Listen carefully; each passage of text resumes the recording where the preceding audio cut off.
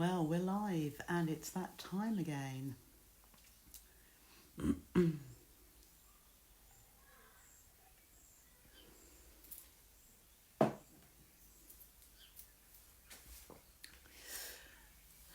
I wonder who's popping in today on this lovely sunny afternoon. There's one person there. I wonder who that is. Or a few more coming on now. So it's a book cushion today. I was deliberating on using an overlocker because I think there may be... Hello Brenda. Hi Pamela. I think there may be a few of you, hello Linda, who have an overlocker that might still be in a box or was taken out of the box and put straight back in because it looked a bit daunting. But I thought, well, perhaps it may be something that a lot of you haven't got. So I'll do it with a sewing machine today and perhaps a little bit on the overlocker. Afternoon, Mary. Hi, Katie. Is that gin? I don't do gin, aren't I? Yeah, I'm just not cool.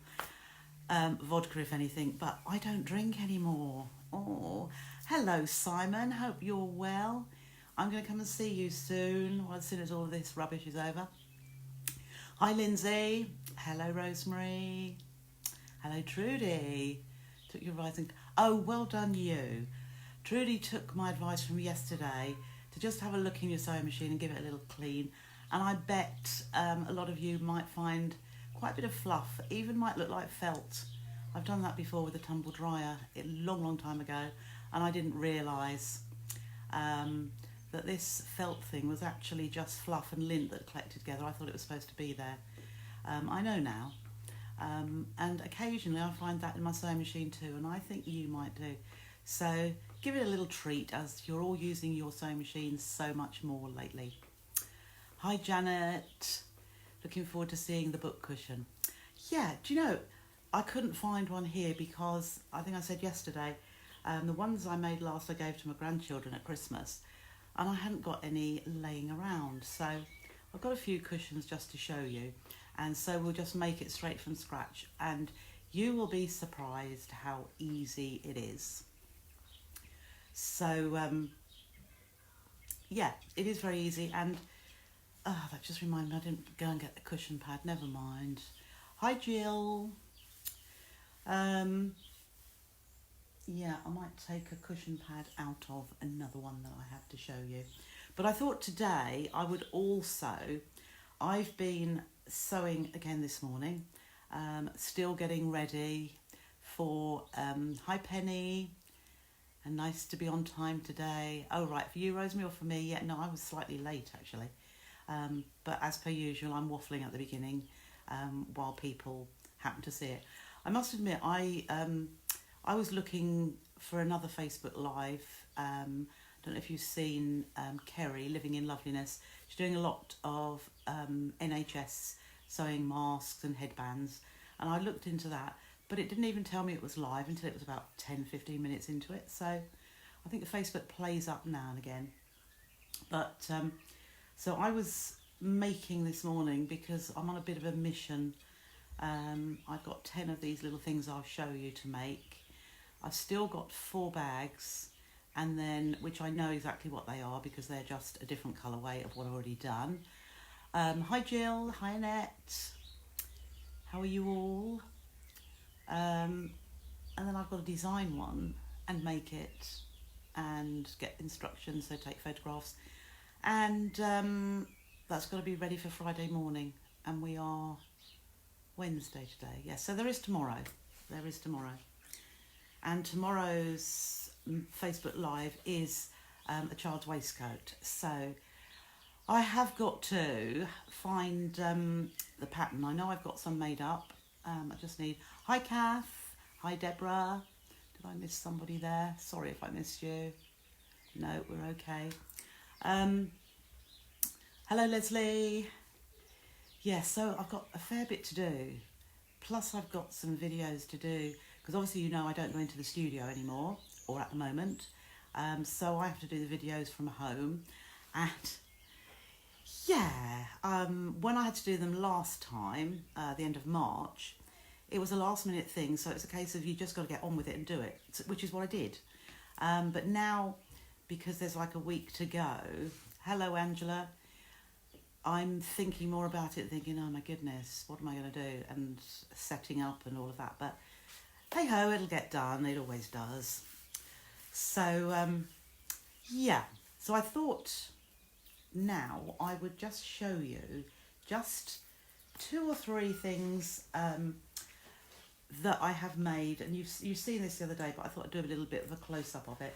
One of the items, hello Kirsty, you finally got the chance to catch me live. I hope you enjoy. Hello Kate, hello darling.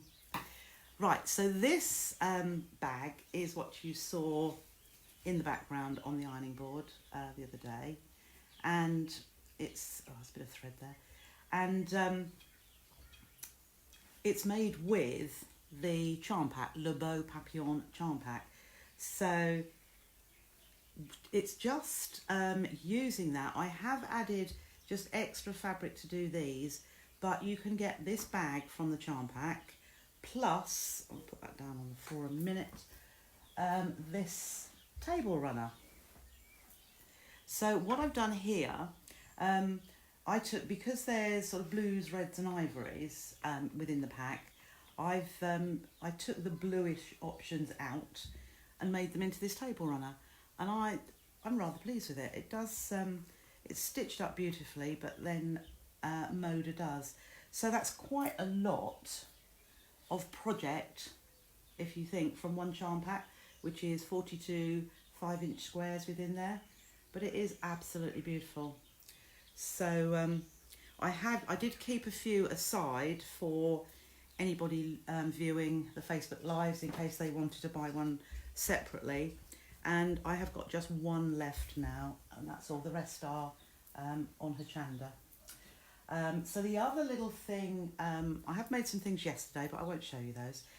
So these are what I've made this morning, and I've had to make 10. So these are little flex frame purses. So a little bit different to the ones because they've got depth to them, and they've got a little bit of wadding on the inside as well, but they open up like so.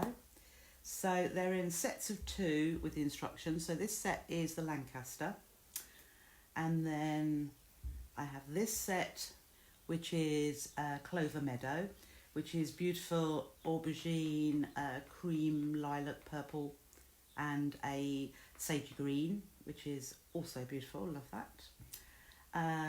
Then we've got some Indigo Gatherings, which is a new, that's it that way around, a new range that I've got in.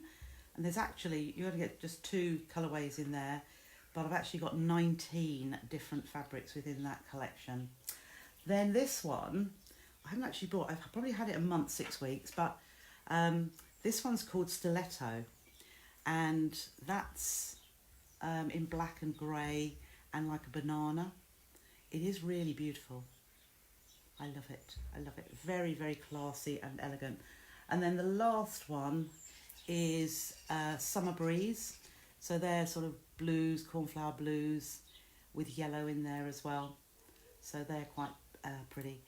But can you imagine having 10 to make of all of those? But they got done. Had a phone call in between. So yes, I might just have to throw them on the floor. Oh no, we'll set them to the side there. Let's see who else is watching in here. Oh, lovely, you got your charm pack. That's great. And Bridget's here now. Lovely. And Katie and Maxine. Oh, and my next, well, not next door neighbour, 2 doors away. Hello, Trisha. I hope you're keeping well. I did see you from a distance the other night. There's Bridget. You're here, but late. You haven't missed anything, Bridget, as you know. Rosemary, yeah, you love the colours. I do too. Hello, Claire. Hope you're well too.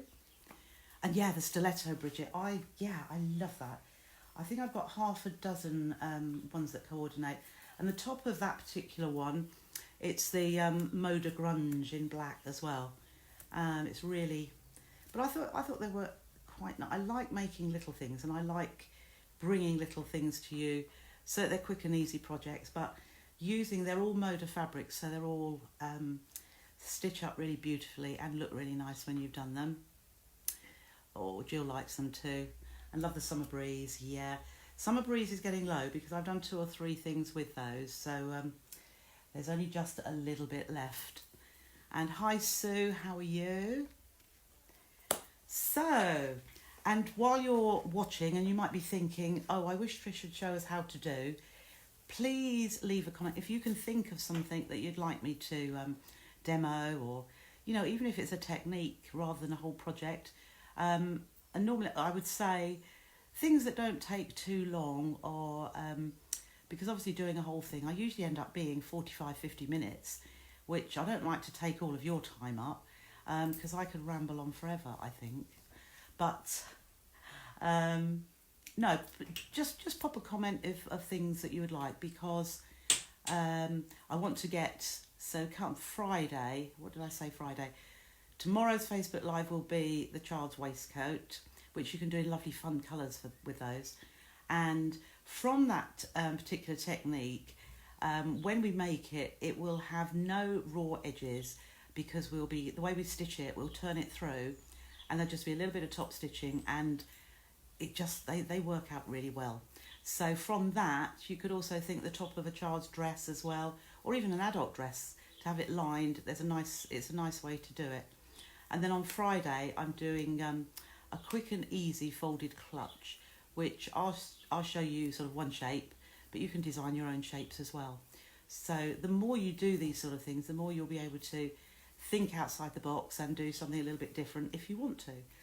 So, hi Kathy. Oh, don't worry about being late. I've just said I ramble a lot, and I haven't actually got round. I've done a few little sneak peeks of these little cutesies in lovely Moda fabrics, but really I haven't done too much else. I'll show you this one again. I'm really, this is fairly similar to the Miranda bag, if anybody has bought or made that kit, but this time the added extra was having this star panel in the middle. What do I press there? Nothing. Okay, so it's lovely and roomy, lots of space inside there. Again, I haven't put a pocket in there, but if you know how to make a pocket, and I'm going to show you something along those lines in one of the Facebook Lives to come, you can always add pockets to the inside if you would like to. So that's what we had there. So shall we get on to cushions? Right, so what I thought, I'm going to do the book cushion on a very easy theme, and just the way that I do my normal cushions anyway, quick and easy. I also said right at the very beginning, I thought about having the overlocker on here as well, but I think that's for another day, because some of you may not have an overlocker, although I bet a lot of you, or some of you, may have an overlocker in a box, which may have seen daylight once, but when you had a look at it, you thought, oh dear, that's for another day, and popped it back in again. Might be on top of the wardrobe. I hope it's not in the loft. Might be under the table, but I'll show you, or you might even, from what I show you today, just get the overlocker out and do it, because I think Bridget was saying yesterday how she makes all of her cushions with an overlocker. Well, actually I do. I think if I will take this one out and turn it inside out. Take the little cushion head out, and yeah, there we go. There is my overlocked seam. It is just so quick and easy. You can, once you've got your pieces cut, you could make a cushion in 10 minutes with the overlocker, because you've got no additional neatening off to do. So that was just one of the cushions I've had in my little stash, which I love that design. So if you have an embroidery machine, it is an ideal time to use it for the front of a cushion. And book cushions, there's lots of embroidery, online shopping embroidery places, embroidery designs out there. And I think, I can't remember where this one was from, but for book cushions, designs by Juju and Memories in Thread do some lovely ones where Memories in Thread do one which has a little girl sitting cross-legged reading, or a little boy, and then it says something, read me a story, tuck me in tight, tell me you love me, and kiss me goodnight, which I think is rather lovely. That's it. I've done that quite a few times. And then there's another one that's a little bit different. I can't remember where that's from either, but here I did the embroidery design on a square, and then I tend to do that first. I don't cut my fabric and then put the design on. So I would just have a random piece of fabric, stitch it out, and then you can build. You can see here I've added borders just to make it to the size that I want, and it's far easier than trying to centre onto, you know, a square or a rectangle that you've cut already. And then again, oh, here's another one which yeah, can't remember where that was from either, but yeah, I've just added some just straight stitching but in the same colour as my embroidery design was, so it just accentuates it a little bit more. But an embroidery machine just gives you, oh, it's just so perfect. You could try doing it with free motion and doing it yourself, which reminds me, I meant to bring something else in, but never mind, that's for another day. So yeah, to get that perfection is really difficult, although there are people out there who do beautiful free motion, perfect free motion embroidery. And then how about a patchwork front? I did this as a workshop a little while ago. There's all this fluff on there, but there's your patchwork block, just added borders and made it into the cushion, which I should have shown you again, with the easy envelope back. Okay, so shall we begin? Now, I had to, oh no, it's not there. Doesn't particularly go very well, but I had, I found a bit of fabric like this, which I liked. This is it's a canvas because I prefer to make, I mean, I don't mind making it from cotton, but I like to add a bit of wadding behind if I use cotton fabric, and you can make beautiful ones out, but I do like using a canvas of some sort. So I came across this piece, and it was a little bit longer, but I didn't, the way I'm going to do this, and to make this is going to be the part where your book slides behind, the pocket part, and I didn't want to use all of it, so I'll tell you in a moment, you can do it in two ways to make the cushion. It would be quite easy to do the other way, but the way I'm going to do it means that I've got more of this fabric to use on another one.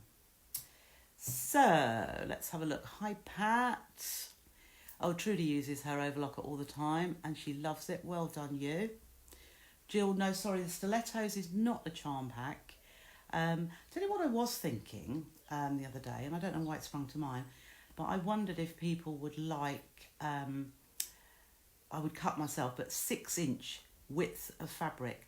So rather than a jelly roll being 2.5-inch widths, if you had, say, 10 different fabrics within a collection and you had the whole width that was 6 inches wide, because that does give you a fair bit of opportunity to make quite a few things. You know, you could cut it into your jelly roll strips, but you've also got good size blocks if you cut 6-inch squares or 3-inch squares and then cut it from there.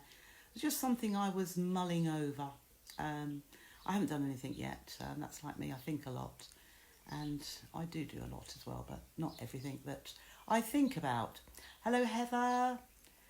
Cushions look good for batch making. Absolutely do. I know Heather likes to make more than one, or I'd say more than 4, whatever she's doing. So, yeah, cushions are good for batch making. Hello, Sadie. Oh, Katie's got this fabric as well. Yeah, I love it. I think I've had some more before, but I've only got this bit left, and I've probably got 3 times as much, but as I say, I didn't want to use it all and to be hidden. So what I'll say first of all, depending on your cushion pad and how you like your cushions. So if you buy a, say a 16-inch cushion pad, I like mine to look plump when they're made up.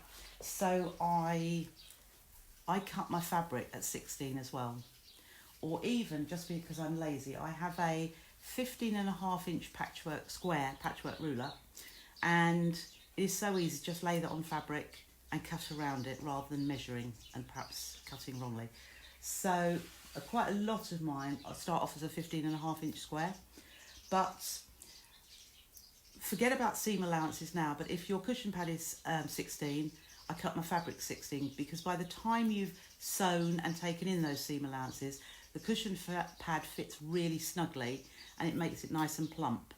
If on the other hand you like it to be looser, you could add an inch to the size or more, but an inch would just make it just sit on the top, and the cushion pad doesn't go into the corners, because I like to push the corners of the cushion pad right into the corners so it's totally filled. So what I've done here, so I've done these because it was the biggest I could get at 12.5. So the idea is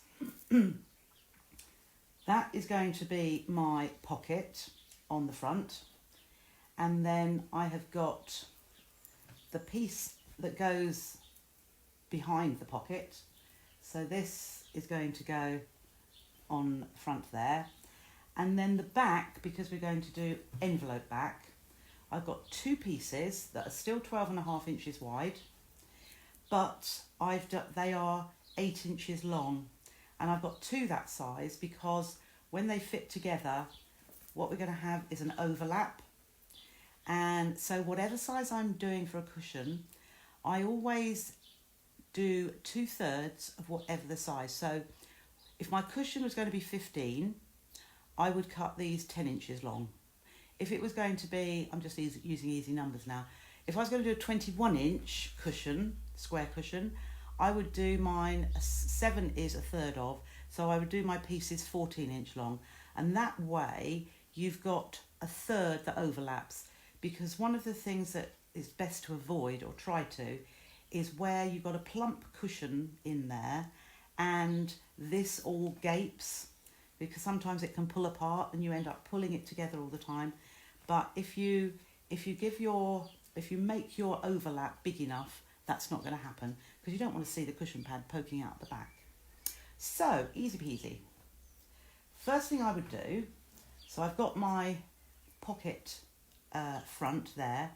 Now this is what I was saying, if the fabric you have is, say, a plain or you've embroidered it, I would actually leave it twice this length here, so that I could just fold it over in half, and you've got a folded edge at the top, and then I would probably top stitch along here, just a straight stitch or an embroidery stitch. But because I just want to use, I could have used just a plain cotton, but I need something to line it. So I've just got another piece of fabric which I'm going to put right sides together, and I'm just going to stitch with a 1/4 inch seam along that top edge. So let's see, now I've got to go in there. So I'll just reverse at the beginning, pop your pins in if you like to, but as you know, I just like to line it up as I go and let the machine do the work. So I'll just go across there, and then we open that out, take it to the ironing board, which I've got my iron here, but I'll just roll that with my fingers. But my fingers seem to have no, they're so soft at the minute, and well, they're dry and they're soft. I keep thinking I'm losing my fingerprints, because I mean, sometimes when I've got that touch on the iPad where your fingerprint does it, and sometimes it doesn't recognise it, so I think, are my fingerprints going somewhere? Hello Katrina, I hope you're doing well. There we go. So I've just finger pressed that, and then I'm just going to top stitch along there. Do a little bit of a longer stitch as well, just to say neaten that off. Now if I do that set and have the seam right at the top. Okay, so that's just shifted a little bit there. So I'm just going to trim that little bit off so it's level. Now if I was using the overlocker would do that for us.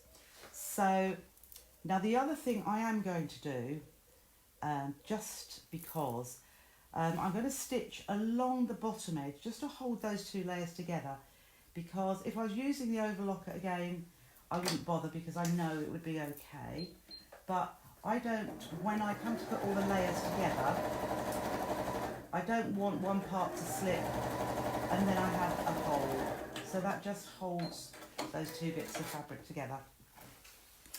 Right, so now I'm going to lay this down. I think you can see it on there. So I've got my front piece, which is the total 12.5-inch square, and all I'm going to do is lay my pocket lining up the bottom edge, and I'll use pins here most definitely, and line that up there. Don't think my cutting was too good today. Just roll that around, and we want it to line up properly and exactly. So if it isn't quite, I'm just going to, no, that's okay. It's just the way I laid it on. But you want your pins here, most definitely, where the pocket is, just to hold that, and that's going to form that pocket there. I might just put one down the bottom as well. I like those pins to poke. I like my pins to be hanging out the side so I can see them, I don't miss them. Right, I'll just set that aside a minute, because the next thing I'm going to do is with these, the back pieces, the overlap, and I'm just going to do what I would normally do. If I were using an overlocker, I would just overlock that edge, then fold that edge that's nicely neatened to the wrong side, and then I'll just straight stitch along the top. And I would do that on one edge, but on both pieces. But today, with the sewing machine, I would normally go to the ironing board and press over a seam, but I'm going to do it as I go. So the other thing you could use, excuse me, the other thing I would use is my, oh gosh, what do you call it now? The foot that turns, help me here, my brain's going. Rolled hem, the rolled hem foot. This would be an ideal opportunity to try that out, because it's a great foot once you've mastered it, but you might think, well, I'll do it around, say, a handkerchief. Not that we make handkerchiefs much these days, but if it was a square piece of cotton that you wanted to go all the way around the edge, but it is getting around those edges. So because this is only going across a straight seam, it would be an ideal opportunity to try that. So, but as I say, what I'm going to do now, I haven't got a rolled hem foot for this machine, but I'm going to turn it over once, just under 1/4 inch, and turn it over again. And I'm going to, it is easier to go to the ironing board and do that first of all, because it turns nicely. But all I'm doing, I'll fold it and run my finger under there, and then just hold it. And I've left my long stitch on actually, which doesn't matter. And then just fold that. You can finger press it over and just roll it the second time, and just try and get that the same distance or the same width the whole way, and like so. So I've got my very long stitch on, so that's all neatened off, and then I'll do just the same for the other one. Now, one thing to look out for here is if you have a fabric which is directional, you want to make sure you're putting this this neatened hem on the right edge, because it's only one of these edges that you're doing. You're not doing the other edge. So you must make sure that your fabric is going in the right direction. So what I would do, I would lay it onto the cushion front as if it had been stitched, and then just mark which edge you're going to put a seam on, or turn that seam back. So again, I'm just turning that over and just quickly going across there. And this is where, if you wanted, you could add decorative stitching, you could add say, a bias tape you could put across there, just to tie it all in, make it all look perfect. Just give it a little bit more embellishment than the straight fold over envelope back. So now, see, in actual fact, we're almost finished. Now, the thing I do now, so I'll put my front of the cushion with the pocket on, right side up. Then I will put my, which do I like first? I like my top one first. Doesn't really matter, but I like the top to be over the bottom one. So I'm now going to line up the raw edges, put that there, with the top of the cushion. And again, I pin at the corners. So I'll pin there, and then pin here. And then I will pin also where that bottom edge comes down to here. So we've got one at the top of the pocket, where I put attach the top of the pocket to the front of the cushion. So I'm just going to put one down. I'll show you in just a moment, because this is where when we're stitching around. So I've put the pins down here, so where my hem is, I'm putting the pins there. Then I'm going to get my other one and right sides together, so right side down, and this time I'm going to line up the bottom edge, so I can take that pin out and replace it through all the layers. And the same on the other side here. Just line that up carefully, take the pin out and replace. I've also got another one along the bottom, so I'll take that one out as well. Okay, and then one more place that I would also put is where the hem is here. So I'm going to take that one out and replace it. So basically at the sides, I'll take that one out as well. Where the overlap is, I've got pins there. Because again, I tell you from experience, where I haven't done it, I may have been in a rush, but when I haven't done it, as you're sewing round, this can fold inwards and then you've got a gap or a hole in it, and which is what you don't want. Okay, so I'm just looking to see if my cutting was okay, because you just want that to be exactly the same all the way around. Now with an overlocker, I would just whiz all the way around, but with the sewing machine I am going to do similarly. So I normally say don't ever start in a corner, so I'll carry on. With a cushion it doesn't matter so much, because you're going to go right to the end and start across it, and then we're going to neaten it. But I'll do the same as because it's nice to have a rule or a way you do things. So I'll start just above here, and on this occasion I'm going to put my needle back to the middle position, and I'll do a stitch length that's not too long. So I've gone for a 3, in fact I'll do a 2.8.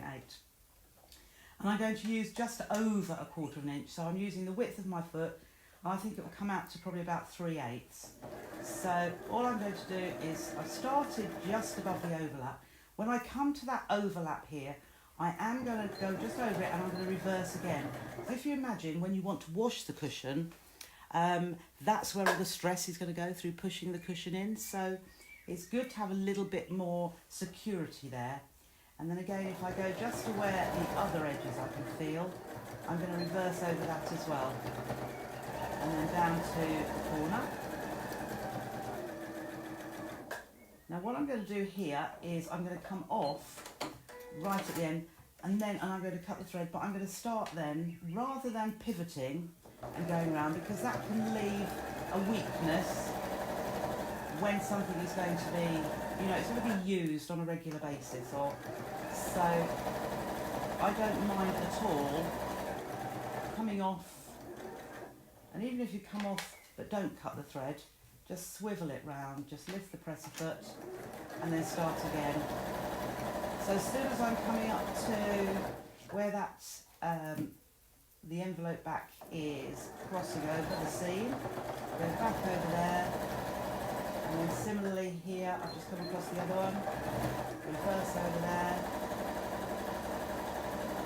down to my corner, and then that's it, lift the presser foot, and the thread will just come out a little bit, so it gives you room to just manoeuvre that around and straight along the top edge, lift it up, and then I'm just going to join up to where I started. And where I started, I'm going to do a few stitches, so I stitched for about ½ inch past there. And then because of these raw edges, which I don't particularly like raw edges, I'm going to do a zigzag. And I'm going to do a wide zigzag, but I'm going to have it fairly close together. Let's do that. So just move that over a little bit. So when you're doing the zigzag as well, make sure, obviously you'll see the needle going from the left to the right all the time. Just make sure that when it drops down to the right, it's coming off the fabric. You don't want it well off the fabric, but you do want it to come off the fabric just to, actually I'll do it a little bit bigger, that's it. You want it to come off the fabric just over the edge, just over that raw edge. So, oh, I know, no, it doesn't run out. The bobbin's done well, I knew it would run out. Stitching, yes we are stitching. So, will we make it? We all pay chicken thread or no.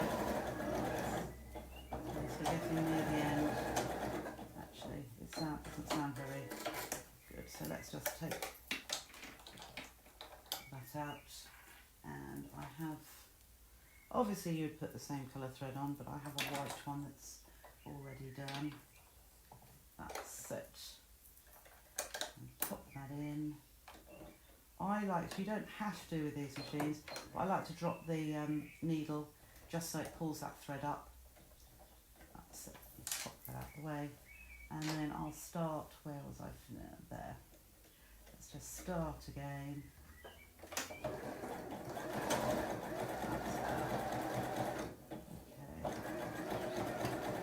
Just along here.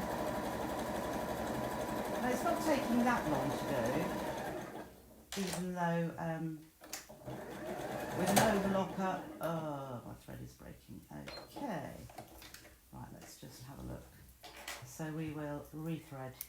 So as you know, I don't pull it back there. I will cut my thread here and pull it. No, I won't have to because it's shot up there. But I would normally, if I'm changing thread, pull it through the eye of the needle there.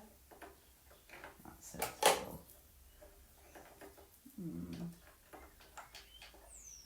all right. Okay, so round here, down, up, down, round we go.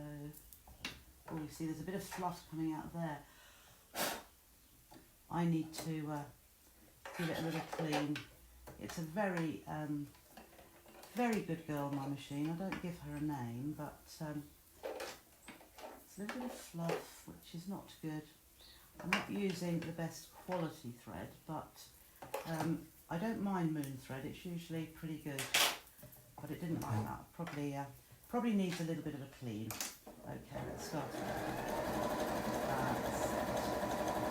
Yeah, so if I could hear, and I'm sure you would do the same, if you hear it's not running quite as it should, rethread, take your top thread out. Obviously I knew it needed the bobbin thread because that was running very low anyway. But yeah, give it a treat. And as you can hear, it's just running smoothly now. And I've just gone over those few stitches again. So, that is practically done. The other little thing I do like to do, when I say I don't like fraying, I actually pull, because this will probably go in the washing machine, and so I like to fray off what I can, and be very careful, because you don't want to cut your zigzag stitch, but just the bits I'm pulling up would fray, you know, if when you wash it, so I'm clipping them off first of all, and because with my zigzag I made sure it just came just to the other side. Can you see how there's just little edges along there? That means it won't fray any further because I frayed it, whereas all these bits that I'm trimming off now would fray up in the wash, and then I don't know, you'd either leave it or you might think I'll have to get the scissors out and trim it off. So just clip along there, and so there's a few little bits. we go with my lovely scissors. I haven't got round to buying another pair yet, but wondered, did anybody, I didn't even tune into Chanda this morning. Hello Sue. Joe was on their Mill Shop Online, and oh, he's such a nice guy. I meant to, but when you're doing bits and pieces, you know, I can't sit and watch a TV all the time, or I set myself a goal and I think, right, I'm going to get that done before I move.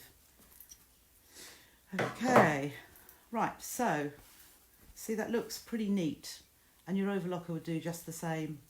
So we'll just turn that. Now I don't, with cushions, I do not clip those corners off, because you might think, well, I want a perfect corner, but there is a way of getting a nice point on the corner, and let's see if we can do it here. If you fold your seam over, and then I've got my other hand up into the cushion, and then as you take it through, we'll try and use that corner, that bit of seam, to give you a nice sturdy, see, that's not bad, it's rounded and it will be, but if you trim these corners off, fold it one way or the other, it makes it weak, and cushions do get wear and tear. So let's just, I'm pushing my finger up there. So as I say, I'm using the fabric in that corner so it pushes itself into the corner and pulls it out. What I'll do, using the wrong end of the seam ripper, ow, just pull that, there we are, that's quite good. And then similarly here, so this is where you want to make sure that's all caught nicely there, and just fold that back, and then as you pull it through, we're going to use, I'm just catching it with my other hand, and just pull that out, and again just make sure that the cutting part of your seam ripper, there we are, that is pretty good. So that is using your seam allowance to give you a nice point at the corner without weakening it by cutting it off. The reason the other end was rounded is because there's far more layers of fabric there. There, that is pretty good too. So there is a way, I mean, I don't think you get much better than that if you trim those corners off. So, there is our envelope back with the top coming down. I prefer, you can have it going up, but so that's where I laid the top down first and then the bottom part second. And there is your pocket for your book or whatever to go into. So what I thought, let's just grab one of those cushions. A little bit small, but this is how I would insert my cushion. So as I said about the strain or the stress it would take at those where the overlap bit, I always crush my cushion like that, and then I push it into the top, and if this was a bit bigger, I then, what am I doing? I'm grabbing hold of the corner and I'm pushing it into the corner of the cushion so that it's basically all splayed out in a squarish fashion and getting those corners filled. I think this cushion pad, then this is where it would take the stress on here. If you also crush the cushion there, push down and then lift the flap, and there's no pressure, you can't see it but I can feel it. There's no pressure on those seams at all, and then just flatten it out, pushing those corners into the corner there. Now as I said, it is a bit of a small cushion pad, but, and then just layer that down like so. Oh, it fits quite nicely actually. So there's your book cushion. So you can imagine this part here, you could do some applique on, you could personalise it, you know, put the name of the child or the adult even. I mean, it could even be, put your knitting pattern in there, or your crochet, if you've got a small bit of wool, that would stick in there as well. But I think quite nice. What do you think? Katie likes it, looks awesome, love it. Think I'll make some for my book. That's a great idea, Katie. And you could personalise them as well, couldn't you? I know at our local school where Oliver goes, he's only 3, but they have a little quiet time as well. So I haven't actually made him one. So Oliver, I think perhaps you might like one. But yeah, so that is it. Hope you've enjoyed that today. As I said, it is very easy, but it will it gives you some opportunities to have a little play with that front pocket if you wanted to put a little bit of wadding between the 2 layers, and you could quilt it if you want to, if you're a patchwork and quilter and fancy doing that. You could. Oh, so Angela made them at Christmas for the grandchildren. Yes. Mine wasn't last Christmas, it's been the Christmas before, but I'll see. It's a nice quick make, and it can be individual, can't it? So, okay, shall we leave it there? I don't know that I've got much else to say, apart from, yeah, please put in the comments anything that you particularly would like to do. Tomorrow, as I said, children's waistcoat, which I need to go and find, and I might have to make a pattern from it because I don't know if I can lay my hands on the pattern. I'm so disorganised, I really am. And then Friday, the folded clutch. So, thank you for joining me yet again. I do intend to be doing every day. So, if you're free at 4:30 at any time, by all means drop in and see me. So all I can say is thank you for joining me. Stay safe and take care. Thank you. Bye bye.